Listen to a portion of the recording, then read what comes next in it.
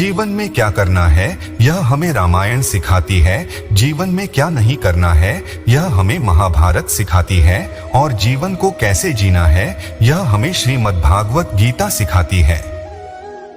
भगवान श्री कृष्ण हमें कर्म करने की प्रेरणा देते हैं। भागवत गीता में इसी निष्काम कर्म योग के बारे में बताया गया है। यदि हम कोई भी अच्छा कार्य कर रहे हैं तो यह हमारे दायित्व है, अर्थात धर्म है।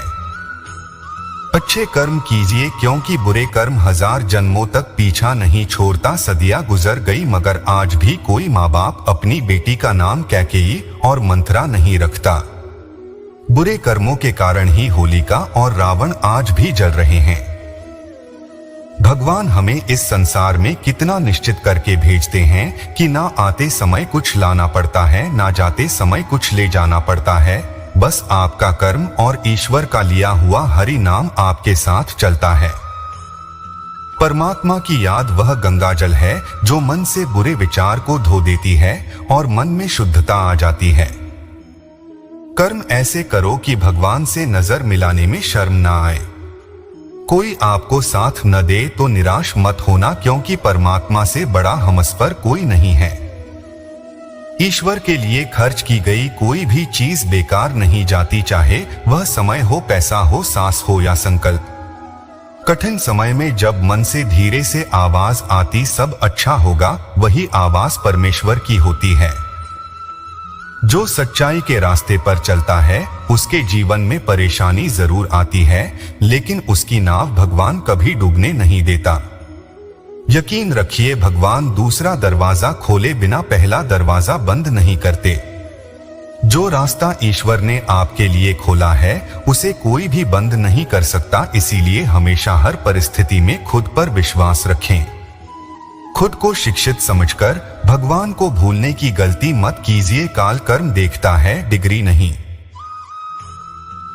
भगवत गीता बुढ़ापे में नहीं बल्कि बचपन में ही पढ़ लेनी चाहिए। यदि आप अपने बच्चों में इंसानियत पैदा करना चाहते हैं तो उन्हें शुरू से ही भगवत गीता पढ़ने की आदत डालें।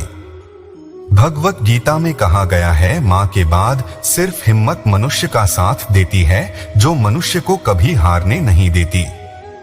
किस्मत और मेहनत में एक फर्क है। किस्मत बस वह दिलाती है जो लिखा होता है, पर मेहनत वह दिलाता है जो लिखा भी नहीं जा सकता।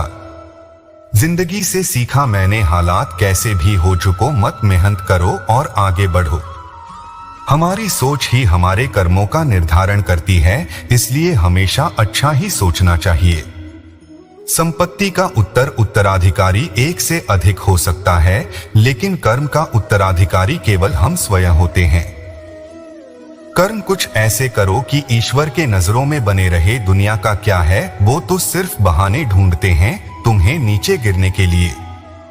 जिंदगी में ऐसे इंसान पर कभी जुल्म मत करना जिसके पास पुकारने के लिए परमात्मा के अलावा कोई ना हो। छल करोगे तो छल मिलेगा, आज नहीं तो कल मिलेगा। अगर जियोगे जिंदगी सच्चाई से तो सुकून हर पल मिलेगा।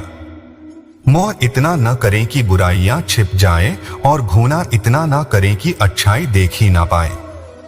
आंख संसार की हर चीज दिखती है, मगर आंख के अंदर कुछ चला जाए तो उसे नहीं देख पाती है। ठीक उसी प्रकार मनुष्य दूसरों की बुराइयां तो देखते हैं, पर अपने भीतर बैठी बुराइयां उसे नहीं दिखाई देती। गीता का ज्ञान भूलाकर मानवता सदा ही हारी है, इसलिए संसार में आज भी महाभारत जारी है।